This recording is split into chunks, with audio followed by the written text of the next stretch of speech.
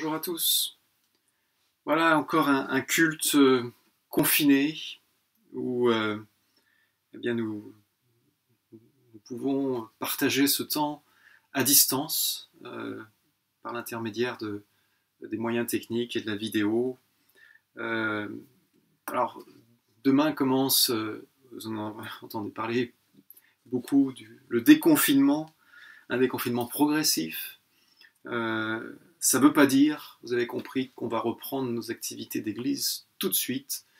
Il y a avant cela bien des choses à régler et puis avoir l'autorisation, bien sûr, des autorités pour pouvoir le faire. Donc, pas de reprise des activités, des cultes ou des réunions de prière ou des réunions de maison même.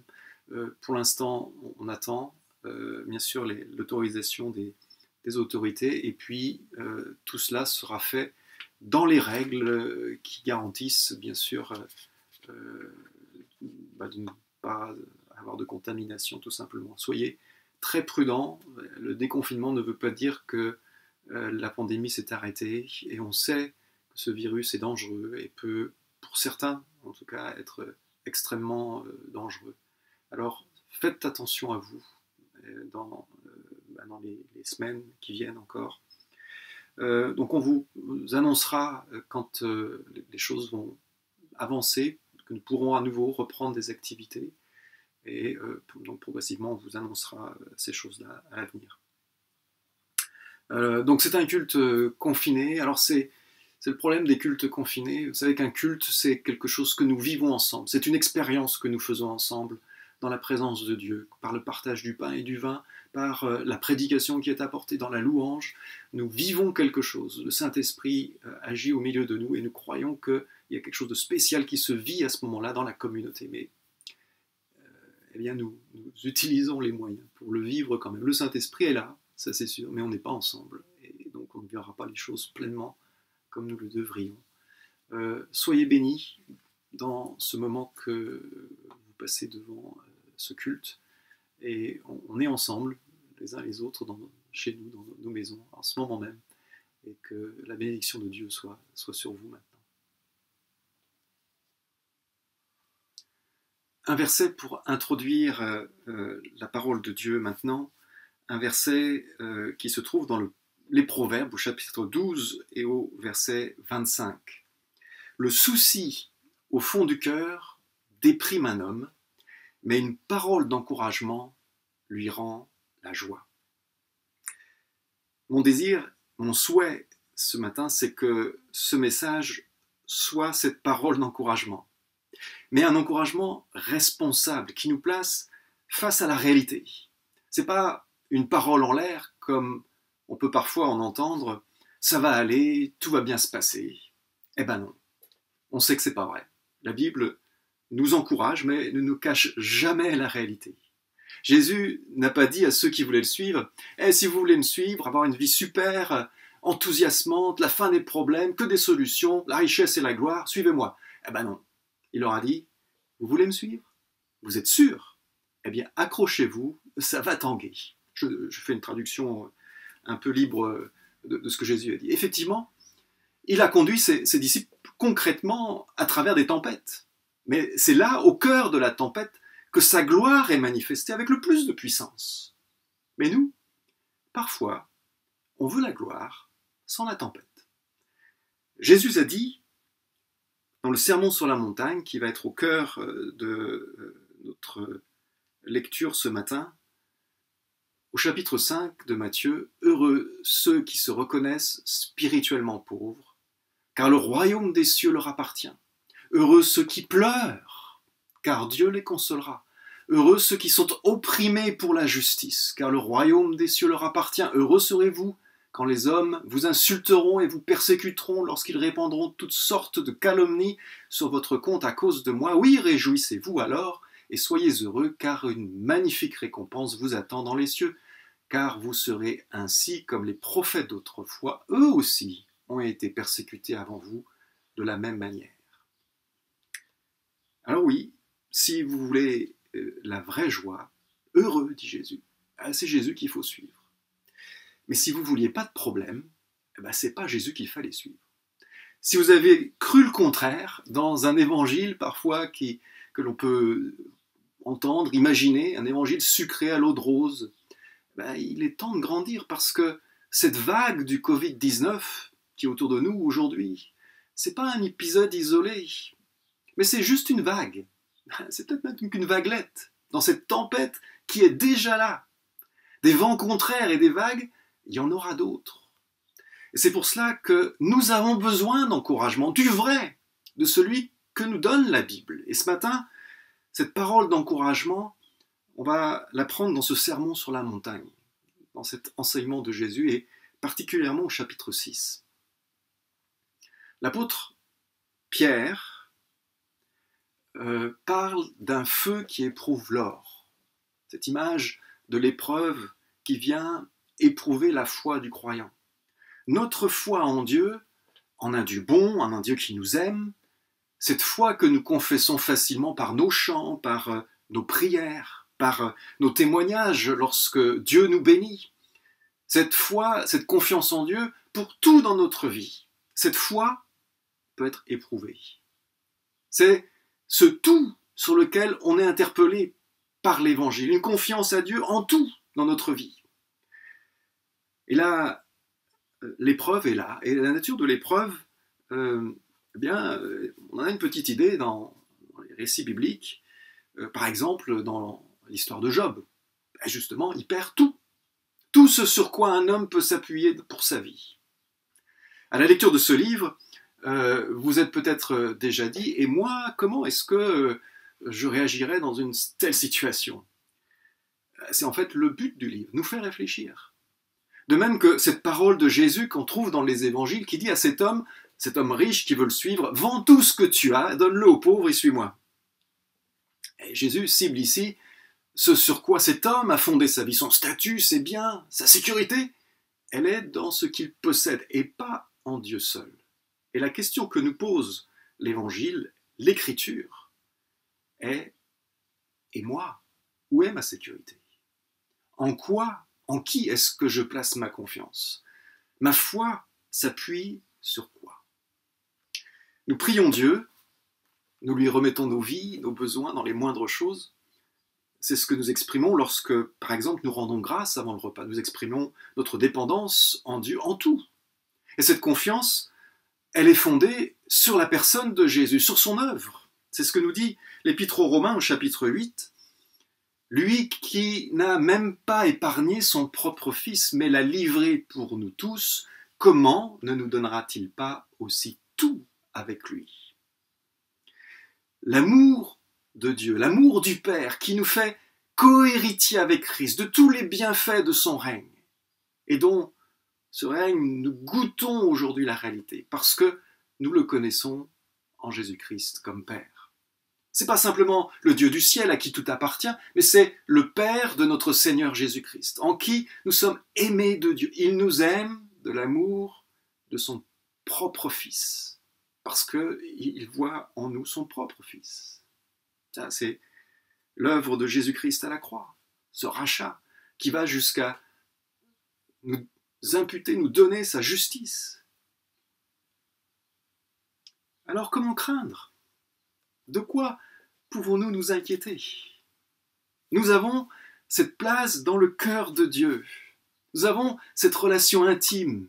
Nous pouvons venir près de lui et prier au nom de Jésus. Et c'est ce que Jésus nous enseigne dans Matthieu 6. Quand tu veux prier, va dans ta pièce la plus retirée, verrouille ta porte et adresse ta prière à ton Père qui est là dans le lieu secret. Et ton Père qui voit dans le secret te le rendra. Jésus contraste la prière de l'enfant de Dieu avec la prière de ceux qu'il appelle les hypocrites, ceux qui considèrent la prière comme une performance religieuse qui se glorifie de leur grande spiritualité, ou la prière des païens que Jésus évoque ici, qui ne cherchent autre chose qu'à obtenir de Dieu des bienfaits. Et il enseigne ce qu'est la prière de l'enfant de Dieu. C'est une prière qui place Dieu, le Père, en premier. Notre Père, que ton nom soit sanctifié, que ton règne vienne, que ta volonté soit faite. Que ton nom soit reconnu comme celui qui est le créateur de tout, le Dieu glorieux, le sauveur glorieux. Une prière qui place son règne au cœur de la préoccupation du croyant, sa volonté. Mais une prière qui tient compte aussi de la faiblesse humaine et de ses besoins. Donne-nous aujourd'hui, donne-nous notre pain chaque jour, aujourd'hui. Nous vivons dans un corps matériel qui a des besoins naturels, de par la création telle que Dieu l'a voulu. Nous sommes liés au monde matériel, par notre corps, créé le 6e jour avec les animaux terrestres, dans un récit de la création qui place tout sous la souveraineté de Dieu. Un Dieu qui pourvoit dans cette relation avec l'humanité, dans cette relation avec l'être créé à son image dans le monde que Dieu a créé. Dieu sait bien ce dont nous avons besoin pour notre corps. Alors, dit Jésus, vous ces enfants, pas besoin de prier comme les païens. Ne les imitez pas. Verset 8. Car votre Père sait ce qu'il vous faut avant que vous le lui demandiez. Il sait. Est-ce que nous savons qu'il sait? Voilà le premier encouragement que nous donne l'Évangile. Mettre notre foi dans un Dieu qui est notre Père, qui veut le meilleur pour ses enfants, un Dieu qui sait et qui nous aime et qui m'aime. Ma sécurité est en Dieu. Et une fois qu'on a déclaré cela, qu'on a dit cela, il faut s'y tenir. Il faut s'accrocher à cette foi centrale. Parce que ça tangue, parce que la tempête, elle est bien là. Et on voit les vagues venir les unes après les autres. Depuis la chute, depuis ce choix dans la Genèse de se séparer de Dieu, de décider pour soi-même ce qui est bien ou ce qui est mal, l'être humain est dans une insécurité profonde, pas simplement une insécurité matérielle, mais intérieurement, au plus profond de son âme. Au plus profond de l'âme de l'être humain, il y a cette insécurité. Et la sécurité matérielle, le pain de chaque jour, est l'expression la plus fondamentale, la survie. L'être humain, sans Dieu, a appris, comme les animaux, que la vie ne se maintient que par une lutte chaque jour pour trouver sa subsistance. L'humanité, sans Dieu, a donc mis tout en œuvre, sans Dieu, pour se soustraire à la précarité totale. Et Dieu, dans sa grâce, nous est-il dit au chapitre 5 de Matthieu, au verset 45, il fait lever son soleil sur les méchants et sur les bons, il fait pleuvoir sur les justes et sur les injustes. Mais l'insécurité est là. Cette insécurité, cette crainte, c'est une peur du lendemain, une angoisse toujours présente, prête à ressurgir. Et un symptôme de cette insécurité intérieure de l'être humain, c'est l'accumulation. Il suffit de voir comment les magasins sont dévalisés dès qu'il y a un risque de pénurie, même un risque imaginaire. On met de côté. Mais la véritable accumulation, on la voit tous les jours de manière spectaculaire dans l'accumulation des richesses de ce monde. C'est ce que Jésus dit ici au verset 19. Ne vous amassez pas des richesses sur la terre où elles sont à la merci de la rouille, des mythes qui rongent ou des cambrioleurs qui percent les murs pour voler. Amassez-vous plutôt des trésors dans le ciel où il n'y a ni rouille, ni mythes qui rongent, ni cambrioleurs qui percent les murs pour voler. Car là où est ton trésor, là sera aussi ton cœur. Ici, Jésus ne parle pas des priorités. Il ne s'agit pas de déterminer si on met Dieu en premier, avant toutes les choses matérielles, mais de s'interroger sur ce qui fait notre sécurité. Sur quoi on place concrètement, réellement, notre foi, notre confiance. En fait, il y a effectivement une certaine sagesse à économiser. Je ne pense pas que Jésus, ici, parle des économies, du livret A, des plans retraite. La Bible nous encourage, au contraire, à avoir ce genre de sagesse, à prévoir. C'est la sagesse. Mais ici, Jésus fait un contraste entre la terre et le ciel. Amasser pour l'un ou pour l'autre. Il est question, en d'autres termes, d'un trésor qui oriente, qui captive le cœur. Les pensées, les sentiments, les choix de la vie, la volonté de l'être humain est orientée vers la terre ou vers le ciel. Où est-ce qu'on amasse pour notre sécurité, pour garantir le lendemain? dans le matériel, dans le terrestre ou dans notre relation avec Dieu le Père? Où est notre confiance, notre sécurité? Bien sûr, Dieu utilise les biens matériels pour répondre à nos besoins qui sont matériels. Et même bien souvent, il répond plus encore à nos désirs, à nos aspirations, pas simplement qu'à nos besoins. Mais si notre regard s'arrête à ces choses matérielles, aux choses terrestres, et que ces choses conditionnent notre relation avec Dieu, où nos prières ne sont plus que de longues listes de demandes, de réclamations, comme les païens, dit Jésus. Si c'est le cas, alors nos yeux sont obscurcis, notre regard et cette vision que nous avons de nos vies et dans le monde est comme bouchée, dans les ténèbres, c'est ce qu'il dit au verset 22. Les yeux sont comme une lampe pour le corps. Si donc tes yeux sont en bon état, ton corps entier jouira de la lumière. Mais si tes yeux sont malades, tout ton corps sera plongé dans l'obscurité. Si donc la lumière qui est en toi est obscurcie, dans quelles ténèbres profondes te trouveras-tu? La bonne vision sur notre vie, bien voir notre vie, notre existence terrestre, c'est la considérer depuis le regard de Dieu, depuis le ciel, ce Père qui est dans le ciel, que nous prions et de qui tout dépend, et pour qui nous vivons.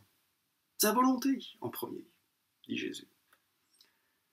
Jésus montre ici que finalement, avec cette insécurité fondamentale, profonde dans le cœur de l'homme, l'être humain est amené à servir un Dieu. Nul ne peut être en même temps au service de deux maîtres, car ou bien il détestera l'un, aimera l'autre, ou bien il sera dévoué au premier, méprisera le second. Vous ne pouvez pas servir en même temps Dieu et l'argent. Le mot utilisé ici, c'est mammon qui veut dire richesse, qui est traduit dans la Bible Semeur par argent. Pas la peine de vous expliquer comment ce Dieu mammon-argent, les biens matériels, dirige le monde. On le voit tous les jours aujourd'hui. C'est le monde de la finance à l'échelle du monde qui dirige. Et le monde tourne avec l'économie, avec l'argent. L'argent est au cœur des inquiétudes. La plus grande crainte après la crise sanitaire que nous vivons, c'est de savoir si l'économie va reprendre. Ce sera une reprise en V, en U, en L, vous avez peut-être entendu ça.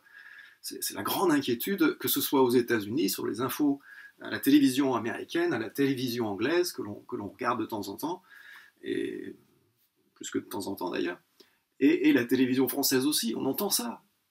Qu'est-ce qui va se passer après? En tant que chrétiens, nous confessons, ma sécurité est en Dieu. Est-ce que c'est vrai?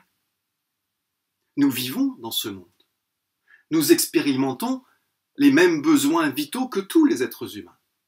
Est-ce que cette insécurité profonde de l'humanité, loin de Dieu, qui est au plus profond de l'âme humaine, ne ressurgirait pas parfois? Il y a un test, il y a un diagnostic efficace, pas comme certains tests du Covid-19, un vrai test qui marche à 100%. Jésus nous le donne. Regardez ce qu'il dit, un peu plus loin. Ne vous inquiétez pas. Je vous le dis, ne vous inquiétez pas. Ça va à l'encontre de ce sentiment profond de l'être humain, de garantir sa survie, la peur du lendemain, cette insécurité qui est là au plus profond de l'être humain. C'est comme une force, une énergie qui met en œuvre l'humanité. Depuis des millénaires, c'est le cas. Les sociétés humaines ont été bâties. Des royaumes, des empires, des civilisations se sont construites sur cette force primaire, la peur. C'est l'énergie de la peur. Parce qu'il y a cette réalité de la faiblesse humaine dans un monde que finalement, on ne contrôle pas. Et la pandémie que nous vivons nous le rappelle bien douloureusement. Cette petitesse, cette faiblesse de l'homme face aux éléments incontrôlables, que les païens divinisaient ces éléments pour tenter de les contrôler en leur apportant des offrandes. Aujourd'hui, cette divinité, c'est l'argent. Si on en a, on a la sécurité, on a nos économies, on a notre retraite, on est à l'abri des tempêtes. Est-ce que nous chrétiens, nous sommes si immunisés que cela contre cette force primaire de la peur, de l'inquiétude, de ne pas pouvoir contrôler, de ne pas avoir assez. Si Jésus en parle ici, pour ses disciples, pour l'Église, pour nous, c'est la preuve que c'est a priori pas le cas, que nous avons à apprendre quelque chose. Ce « ne vous inquiétez pas » vient nous prendre complètement à revers de nos instincts humains. Et nous avons, nous-mêmes, chrétiens, parfois bien du mal à comprendre ce que Jésus dit ici. C'est bien qu'il nous arrive parfois de dire « ne vous inquiétez pas », bah oui, mais en même temps, voilà, il y a de quoi s'inquiéter. C'est peut-être un but ultime, mais bon, on n'y arrivera pas. Est-ce que vous croyez vraiment que Jésus nous demanderait une chose impossible? Dans le Sermon sur la montagne, relisez Matthieu chapitre 5, 6 et 7. Dans le Sermon sur la montagne, comme dans le reste du Nouveau Testament, il n'y a rien, absolument rien, de ce que Jésus enseigne qui ne soit inaccessible, qui ne soit accessible à celui qui l'a reçu comme sauveur, à l'enfant de Dieu, loin du Saint-Esprit. Mais c'est de faux raisonnements que nous avons parfois. Parce qu'on ne saisit pas, parce qu'on ne comprend pas là où Jésus nous emmène. Que veut dire ce « ne vous inquiétez pas » ? D'abord, ce n'est pas un appel à l'insouciance, à vivre au jour le jour ou à la paresse. La Bible enseigne au contraire la nécessité du travail, et que le travail, c'est une chose bonne qui a été donnée à l'homme, qui a été déformée bien sûr par la chute, et qui a donné même l'esclavage dans l'histoire humaine. Donc, ce ne vous inquiétez pas, ne pas craindre, c'est pas de l'insouciance. Alors ce serait le cas si, effectivement, on n'avait pas nos regards tournés vers cette espérance que nous avons en Dieu, vers le ciel, les yeux éclairés dans la lumière.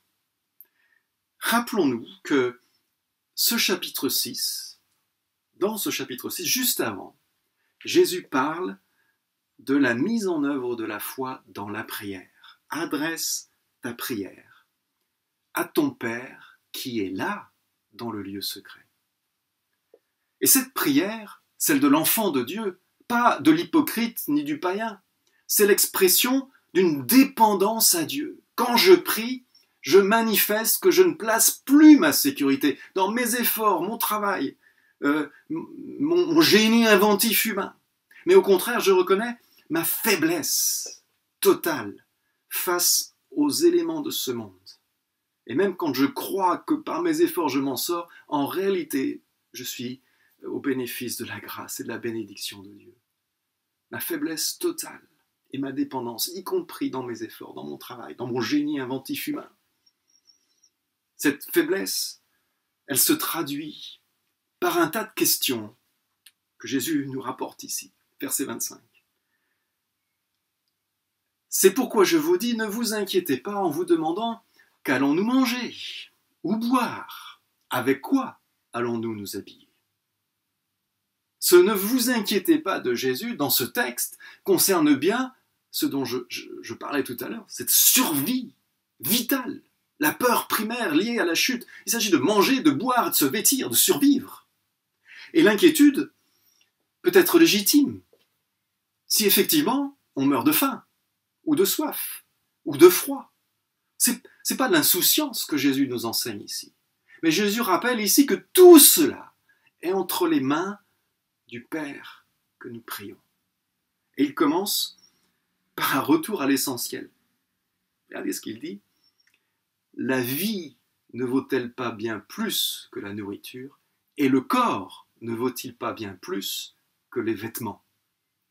L'enjeu, en d'autres termes, c'est pas la nourriture, mais c'est la vie de celui qui s'en nourrit. Et le vêtement, il n'est là que pour protéger le corps. Que toutes ces choses dont nous jouissons dans notre vie sont au service de notre vie, de notre être. Il y a un rétablissement des priorités, des valeurs.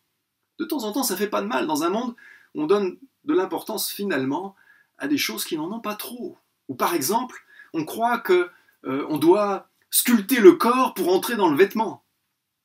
On s'inquiète de choses qui sont futiles. et qui prennent des proportions démesurées. Alors, je ne parlerai pas de la nourriture pour les Français, parce que je suis français, mais quand même. En fait, c'est un renversement de valeur totale que nous demande l'Évangile. La foi totale, une confiance en Dieu. Et Jésus va l'illustrer ici. Il prend des images dans la nature, dans la création, une référence qui est peut-être pas si fortuite que cela, parce que notre Père est aussi le Créateur qui maintient la vie de toute sa création, malgré le péché dans le monde qui fait souffrir cette création. Verset 26, voyez ces oiseaux qui volent dans le ciel. Ils ne sèment ni ne moissonnent, ils n'amassent pas de provisions dans les greniers, et votre Père céleste les nourrit. N'avez-vous pas bien plus de valeur qu'eux? D'ailleurs, qui de vous peut, à force d'inquiétude, prolonger son existence, ne serait-ce que de quelques instants? L'image parle d'elle-même. Alors nous, on a le privilège de vivre dans un village à la campagne et on est entouré d'oiseaux de toutes sortes que l'on peut observer. Et ici, Jésus nous appelle à observer, à faire de l'ornithologie théologique ou de l'ornithothéologie pour apprendre d'eux. Et ce qui frappe, c'est le contraste entre l'être humain, son activité, son industrie, avec une chaîne alimentaire. Ils sèment, ils moissonnent, ils amassent des provisions dans les greniers, ils transportent, ils distribuent dans les Super U et les Leclerc. Et la totale précarité de l'oiseau. Précaire, et pourtant, notre Père céleste les nourrit. Et ce contraste trouve un parallèle dans le regard de Dieu. N'avez-vous pas plus de valeur qu'eux? Ici, Jésus interrompt son image avec une remarque qui souligne la futilité de l'inquiétude et l'orgueil qui se cache derrière, qui est associé à cette inquiétude. Cet orgueil initial, primaire, je vais réussir et m'en sortir dans mon activité par mon génie, alors que ma vie, finalement, elle dépend de celui qui me l'a donnée. Ce que nous rappelle Jésus ici, qui de vous peut, à force d'inquiétude, prolonger son existence, ne serait-ce que de quelques instants. Jésus continue et va encore plus loin avec l'autre image. Quant aux vêtements, pourquoi vous inquiétez à leur sujet? Observez les lys sauvages. Ils poussent sans se fatiguer à tisser des vêtements. Pourtant, je vous l'assure, le roi Salomon lui-même, dans toute sa gloire, n'a jamais été aussi bien vêtu que l'un d'eux. Si Dieu habille ainsi cette petite plante des champs qui est là aujourd'hui et qui demain sera jetée au feu, à plus forte raison ne vous vêtira-t-il pas vous-même? Ah, votre foi est bien petite. Le contraste se renforce encore ici. L'herbe, ou on pourrait dire, on les appelle parfois les mauvaises herbes, elle a encore moins de valeur, puisqu'on la met au feu pour chauffer un four à pain. Pourtant, quelque temps plus tôt, c'était des fleurs magnifiques dans les champs. Plus belles encore que tout ce que peut produire l'industrie la plus riche des êtres humains. Jésus mentionne ici le cœur du problème. L'inquiétude quant au lendemain, en fait, c'est un problème de foi en Dieu. Votre foi est bien petite. Et il revient à l'exercice qui nous amène à mettre en œuvre notre foi, la prière. Il revient à la recommandation qui introduit la prière modèle quand il a dit des païens, ne les imitez pas car votre Père sait ce qu'il vous faut avant que vous le lui demandiez. Il dit ici, ne vous inquiétez donc pas, ne dites pas que mangerons-nous, que boirons-nous, ou avec quoi nous habillerons-nous. Toutes ces choses, les païens s'en préoccupent sans cesse, mais votre Père, qui est dans les cieux, sait que vous en avez besoin. Jésus insiste. Il sait.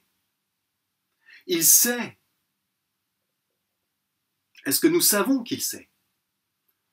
Ce que recherchent ces païens, ce qu'ils visent dans la prière, ce sont ces choses.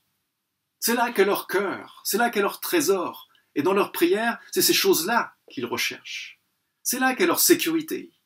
Mais la vraie prière, celle des enfants de Dieu, c'est la prière qui reconnaît que Dieu est au contrôle de sa création, souverain pour donner la subsistance à son enfant qui a de la valeur à ses yeux, qui se confie à lui dans toutes ses activités. La sécurité du lendemain n'est pas dans ce qu'il accomplit, dans ce qu'il amasse, dans son trésor sur la terre, mais en Dieu seul. Notre préoccupation, notre trésor, là où nous mettons toute la valeur à notre activité, à notre vie, Jésus nous rappelle, c'est dans le règne de Dieu. Faites donc du royaume de Dieu et de ce qui est juste à ses yeux votre préoccupation première. Et toutes ces choses vous seront données en plus. Ne vous inquiétez donc pas pour le lendemain se souciera de lui-même, à chaque jour suffit sa peine. Le règne et la justice de Dieu, c'est tout ce que Jésus enseigne dans ce sermon sur la montagne, et tout ce que le Nouveau Testament et l'Écriture nous enseignent. Il s'agit de ce caractère, d'une attitude à la suite de Jésus, qui manifeste la douceur, l'humilité de ceux qui ont faim et soif de justice et procurent la paix. Heureux ceux qui sont doux, car Dieu leur donnera la terre en héritage. Heureux ceux qui ont faim et soif de justice, car ils seront rassasiés. Heureux ceux qui témoignent de la bonté, car Dieu sera bon pour eux. Heureux ceux dont le cœur est pur, car ils verront Dieu. Heureux ceux qui répandent autour d'eux la paix, car Dieu les reconnaîtra pour ses fils. Ce règne et cette justice, il est dans le cœur de l'enfant de Dieu, qui devient et qui est comme son Père dans le monde, qui accomplit, c'est-à-dire qui accomplit vraiment la loi de Dieu. C'est ce que Jésus enseigne dans ce sermon sur la montagne, dans le chapitre 5.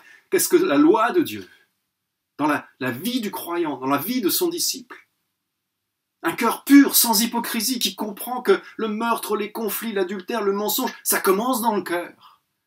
Et donc qui change, qui est transformé dans son être intérieur, par le Saint-Esprit. C'est ça, être enfant de Dieu. L'Évangile vise nos cœurs et nous amène à obéir à la loi de Dieu, à aimer son prochain, comme le Père aime, sans condition. Regardez ce qui nous est dit, encore une fois, au chapitre 5, 45. Ainsi, vous vous comporterez vraiment comme des enfants de votre Père céleste, car lui, il fait luire son soleil sur les méchants aussi bien que sur les bons, et il accorde sa pluie aux justes comme aux injustes. Aimer comme lui, agir à son exemple, avec bienveillance.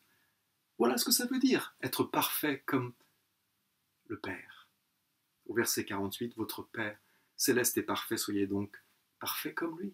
Voilà où se situe la préoccupation première de l'enfant de Dieu. Faites donc du royaume de Dieu et de ce qui est juste à ses yeux votre préoccupation.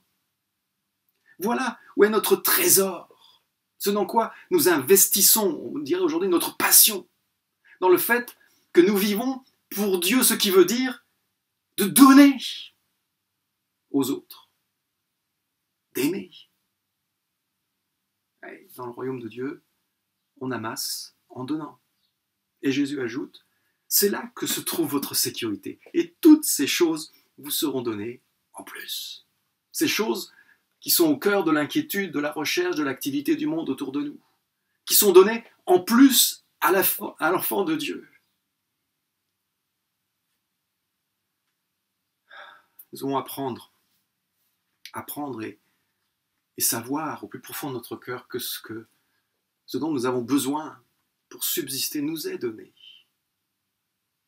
Même quand nous travaillons dur pour l'avoir, c'est Dieu qui donne. Ne vous inquiétez pas pour le lendemain, verset 34. Le lendemain se souciera de lui-même, à chaque jour suffit sa peine. Tout ce que nous avons vient de Dieu. Il n'y a rien autour de moi que je n'ai reçu. Le siège sur lequel vous êtes assis, l'écran que vous êtes en train de regarder. Regardez autour de vous, tout ce qui est autour de vous. Vous l'avez reçu de Dieu. Alors, tout est sujet d'action de grâce. On peut vivre notre vie chrétienne en croyant que Dieu nous bénit, en croyant dans la bénédiction de Dieu, en comptant sur la bénédiction de Dieu, sur la grâce de Dieu. Mais comme si le pain de chaque jour était normal, à tel point qu'on n'éprouve plus la peine de prier pour ces choses comme Jésus nous y invite. La prière, vous savez, elle est révélatrice de notre dépendance de Dieu chaque jour. Notre prière est révélatrice de là où est notre cœur, notre préoccupation. Mais c'est comme si certaines choses nous étaient dues. Un peu comme les païens, on vient parfois à Dieu pour demander toujours plus et toujours plus. Et on prétend pour certains que un chrétien doit être riche de biens matériels. On oublie justement la demande de Jésus au jeune homme riche de tout quitter. On oublie l'histoire de Job. Et sans monter aussi loin que Job, on oublie qu'il y a des frères et des sœurs dans ce monde qui vivent cette faiblesse humaine, cette précarité. Il y a des chrétiens dans le monde qui ont faim, qui ont soif, qui ont froid. Parce que nous vivons dans un monde où il y a le mal. C'est cette peine dont il est question ici. Le mot peine ici, c'est pas le mot de parler de la peine du travail, c'est pas ça du tout. C'est le mal, l'insécurité dans ce monde, la précarité. Jésus dit qu'on traverse la tempête, une vague après l'autre. Les problèmes arrivent et on les surmonte par la foi, une foi vivante, active dans la prière. On ne se plonge pas dans la crainte, la peur de la prochaine vague, on la surmontera comme on a surmonté les autres et comme on est en train de surmonter celle qui est là. Ne vous inquiétez pas, dit Jésus, pour le lendemain. Le lendemain se souciera de lui-même. À chaque jour suffit sa peine. Rien n'est dû, tout est grâce. Mais jour après jour, pas à pas, ou vague après vague, dans la dépendance du Père qui nous aime et qui sait ce dont nous avons besoin. Peut-être qu'au lieu de nous plaindre, nous qui vivons en Occident, nous plaindre un peu comme le peuple d'Israël qui avait la manne chaque jour et qui était nourri chaque jour et qui se plaignait la bouche pleine. Peut-être qu'au lieu de nous plaindre, nous qui avons la chance d'avoir le pain de chaque jour, nous devrions mesurer un peu plus la bénédiction que nous accorde le Seigneur chaque jour. Est-ce que nos actions de grâce ont la mesure de cette bénédiction? Voilà l'évangile, et je vous ai averti en introduction, l'évangile, c'est pas un message à l'eau de rose.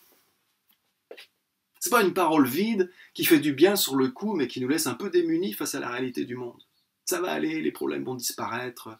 Ça, c'est bien pour les enfants, c'est bien pour les histoires avant de s'endormir, pour se bercer. Mais c'est pas le message de la Bible, c'est pas l'évangile de Jésus-Christ, qui parle d'une croix sur laquelle le Fils de Dieu est mort à cause de ce mal qui est autour de nous, et qui cause cette insécurité dans le cœur de l'homme. C'est pas un évangile à l'eau de rose quand Jésus dit « Ne vous inquiétez pas ». Mais c'est un encouragement. Et j'espère que l'Esprit de Dieu vous encourage, vous qui regardez cette vidéo, à placer résolument et exclusivement votre foi dans le Dieu qui est votre Père, en toutes choses, et à commencer par le plus essentiel de ces choses, qui est notre survie, le pain de ce jour. L'encouragement de l'Évangile, c'est un appel à grandir, à faire preuve de maturité dans la foi, à apprendre, à avancer, à marcher dans un monde où le vent souffle. C'est un appel radical à changer de raisonnement, changer de vision du monde. Le cœur éclairé, les yeux du cœur éclairés. C'est un appel radical à chercher premièrement le règne et la justice de Dieu, ce qui est juste aux yeux de Dieu. Est-ce que vous voulez répondre à cet appel ce matin? Est-ce que vous voulez vous engager à nouveau à chercher premièrement? Est-ce que vous voulez faire cette démarche jour après jour dans votre vie de chercher premièrement le royaume et la justice de Dieu? Si nous faisons cela, alors il n'y a plus de crainte et d'insécurité et d'inquiétude. Bon, en faisant cela, en se positionnant de cette manière, nous ne sommes plus dans l'indépendance et l'orgueil, le péché, mais nous entrons à la suite de Jésus de manière radicale. Nous mettons le pied dans ce bateau dans lequel il nous emmène et traversons les tempêtes avec lui. Que le Seigneur vous bénisse, et on va terminer ce temps autour de la parole dans la prière maintenant. Notre Père, merci pour ta parole. Merci pour ton évangile, et nous voulons reconnaître, Seigneur, que bien souvent, nous sommes sujets à l'inquiétude. Aide-nous à discerner, Seigneur, à reconnaître ce symptôme d'un déficit peut-être de notre foi, Seigneur, et de nous recentrer sur ta personne et sur ton œuvre, d'apprendre chaque jour à être dépendants de toi, que nous soyons dans l'abondance, que nous soyons dans la disette. Apprends-nous, Seigneur, comme l'apôtre Paul le dit lui-même dans son expérience, à nous attendre à toi, à être dépendants de toi en tout. Aide-nous, Seigneur, à avoir cette vie de prière, centrée sur toi. Oui, donne-nous, et je prie pour mes frères et sœurs qui regardent cette vidéo maintenant, qui regardent ce message maintenant. Aide-nous, Seigneur, à chercher premièrement, en premier, le royaume et la justice de Dieu. Que ce soit le cœur de notre vie chrétienne, pour la gloire de notre Dieu, dans le nom de Jésus. Amen. Bonjour. On va passer maintenant à notre temps de commémoration. Je vais vous lire un verset très connu. C'est Jean chapitre 3, verset 16. Car Dieu a tant aimé le monde qu'il a donné son Fils unique, pour que quiconque met sa foi en lui ne se perde pas, mais qu'il ait la vie éternelle. Il y a quelques années, un pasteur anglais a critiqué ce texte. Il a critiqué cette idée que Dieu le Père avait donné son Fils pour mourir à notre place. Il disait que comme Jésus était innocent, c'était injuste de la part de Dieu de l'obliger à souffrir, à payer le prix pour des choses qu'il n'avait pas fait. Ça a créé tout un débat parmi les théologiens parce que ça remettait en cause le cœur de notre salut, ce qu'on appelle la substitution pénale. La substitution pénale, c'est difficile à dire, dit que le péché doit être sanctionné à cause de la justice de Dieu. Ça serait injuste de dire le péché, ce n'est pas grave. Tel vol, tel viol, telle agression, tel mensonge, tel acte qui fait du mal à quelqu'un, ce n'est pas grave. Mais quelle confiance pourrions-nous avoir en un Dieu qui n'était pas juste? Alors le péché doit être sanctionné. Donc, Dieu a tant aimé le monde qu'il a donné son Fils unique, pour que quiconque met sa foi en lui ne se perde pas, mais qu'il ait la vie éternelle. Dieu, par amour, a donné son Fils unique. Mais je pense que le pasteur a oublié quelque chose d'important. Dieu le Père, Dieu le Fils et Dieu le Saint-Esprit sont un, ils sont unis, un seul Dieu en trois personnes. C'est un mystère, le mystère de la Trinité. Ainsi, Jésus, il n'a pas été sacrifié contre sa volonté, même s'il a connu la souffrance parce qu'il était dans un corps humain dans le jardin de Gethsémani. Il n'a pas été crucifié contre sa volonté. On va le lire dans le même évangile, quelques chapitres plus loin, dans Jean 10, verset 17.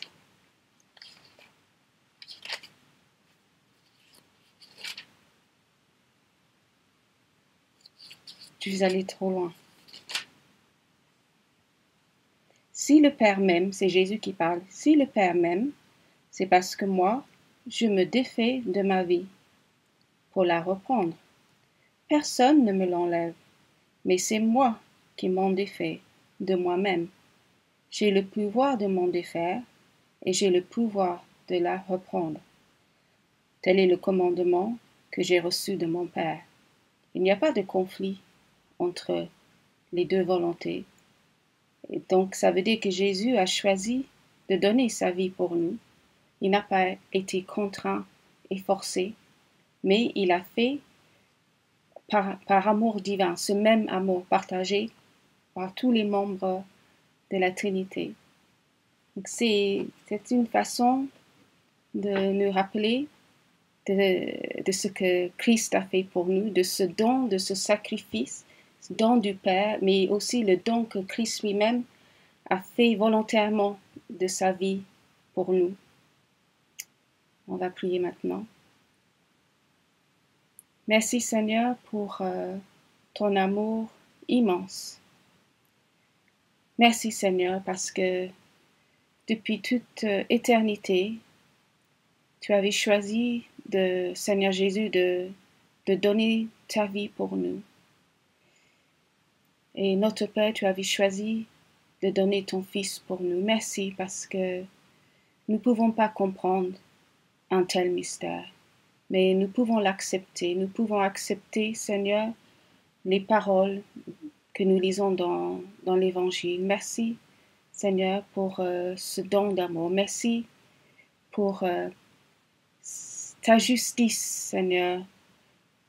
Merci parce que tu n'acceptes pas le péché qui fait du mal à l'humanité.